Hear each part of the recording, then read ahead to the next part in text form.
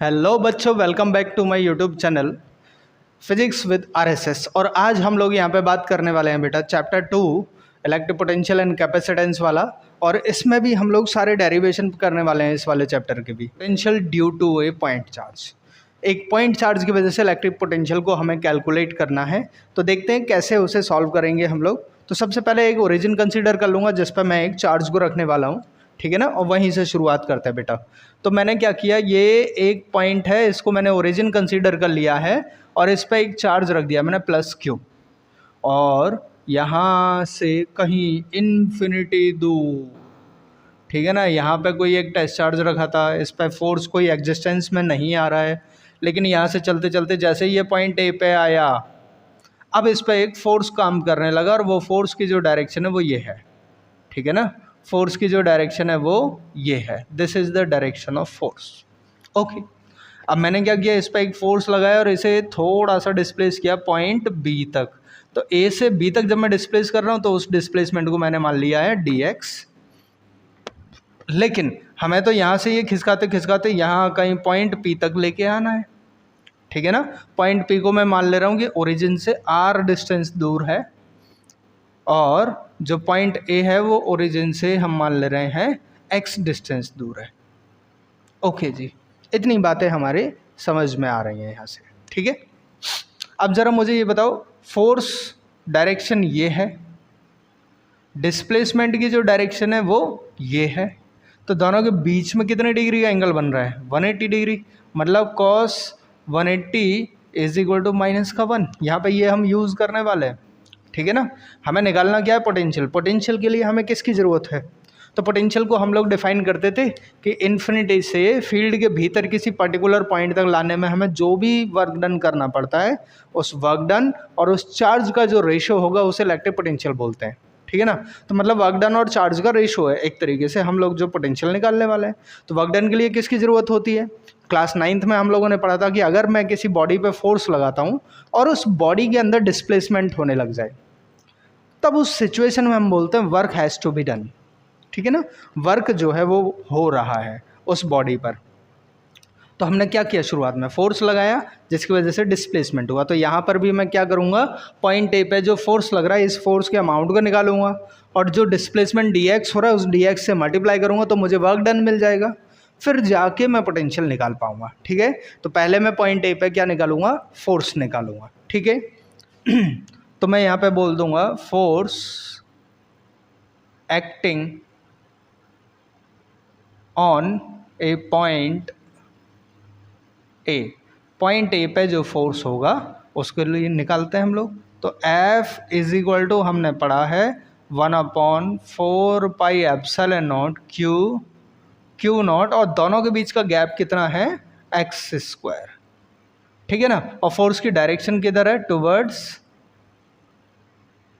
ऐसा लिख दे रहा हूँ मैं, टुवर्ड्स राइट साइड में। ओके, एक चीज़ तो मुझे ये पता चल गई। और ज़रा यहाँ से बात करें तो डिस्प्लेसमेंट जो है मैं मान लेता हूँ कि let displacement is equal to dx, और यहाँ पे लिख देता हूँ टुवर्ड्स लेफ्ट साइड में। देयरफॉर वर्क डन जो होगा ये हो जाएगा F डॉट dx के बराबर, और मुझे ये पता है कि F कितना है, F तो ऐसे ही रहेगा सॉरी, और dx F dx दोनों के बीच में cos थीटा लगेगा, तो हम बोल देंगे F dx cos 180 डिग्री, क्योंकि अभी मैं बात कर चुका हूँ फोर्स और डिस्प्लेसमेंट के बीच में 180 डिग्री का एंगल बन रहा है। cos 180 कितना होता है, -1, तो हम बोलेंगे F dx इंटू -1, और ये हो जाएगा माइनस का F dx। This is our work, small work done बोलेंगे यहाँ को, है ना, dw, क्योंकि डिस्प्लेसमेंट छोटा सा हो रहा है तो हम dw बोल दे रहे हैं इसे। तो ये छोटा सा वर्क डन है, लेकिन मुझे तो टोटल वर्क डन निकालना है। तो टोटल वर्क डन बेटा इस छोटे से वर्क डन का इंटीग्रेशन करने से मिल जाएगा। जैसे ये छोटा सा है, फिर ऐसे ही छोटा सा, फिर छोटा सा, फिर छोटा सा, तो सारे वर्क डन का सम करूँगा, है ना। तो मुझे क्या मिलने वाला है, मुझे जो है फिर पूरा क्या नाम है वर्क डन नेट मिल जाएगा कि नेट कितना हो रहा है, ठीक है ना। ओके जी, तो यहाँ से मैं इसके बारे में बात करूँ तो ये आएगा माइनस साइन बाहर ले लूँगा एफ डी एक्स, ठीक है। ये वर्क डन मिलने वाला है मुझे। अब देखिए यहाँ से मैं क्या करूँगा, work done W is equal to, देखो यहाँ से थोड़ा सा मैं ऐसे भी लिख दे रहा हूँ ये, okay. W is equal to minus का F की वैल्यू क्या होगी, K q naught upon x square into में dx।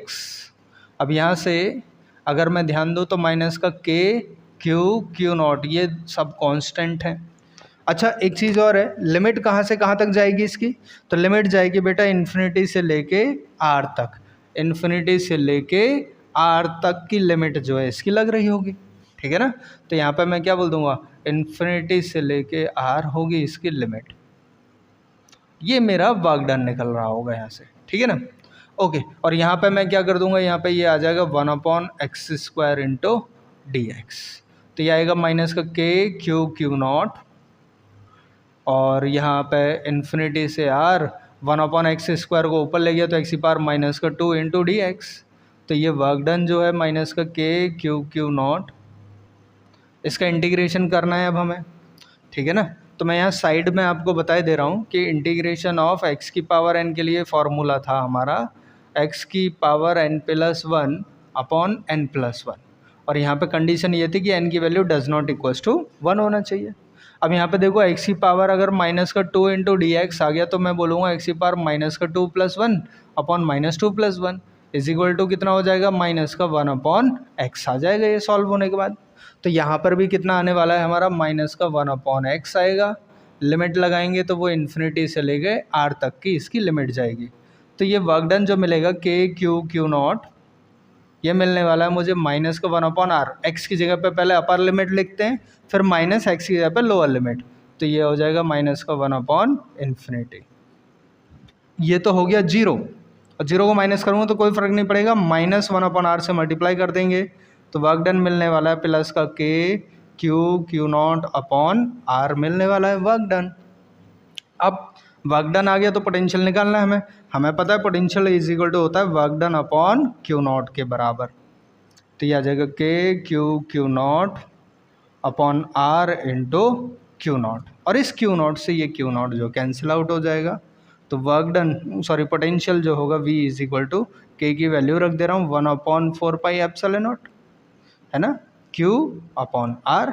तो ये पोटेंशियल जो है मुझे मिल जाएगा due to a point charge. एक पॉइंट चार्ज की वजह से जो पोटेंशियल काम करेगा वो इतना करेगा। अगर इसका मैं ग्राफ बनाने की कोशिश करूं बेटा, पोटेंशियल V और R के बीच में जो पोटेंशियल ऊपर की तरफ बढ़ेगा, R इधर बढ़ेगा, तो हमें पता चलता है इस फॉर्मूले से कि ये सब कांस्टेंट है, Q भी कांस्टेंट है, तो V जो है it is inversely proportional to R है, और जो इन्वर्सली प्रोपोर्शनल होते हैं उनका ग्राफ कुछ ऐसा बनता है, ये जो इसका ग्राफ बनेगा, ठीक है ना। क्यों है ऐसा, ये किसका ग्राफ है, V is equal to KQ/R का ग्राफ है, ठीक है ना। तो ऐसे करके हम लोग को पता चल जाता है। अब जैसे जैसे डिस्टेंस बढ़ता जाएगा पोटेंशियल की वैल्यू जो होगी वो डिक्रीज़ होती चली जाएगी, और डिस्टेंस कम होता जाएगा तो पोटेंशियल की वैल्यू जो है वो इंक्रीज़ होती चली जाएगी।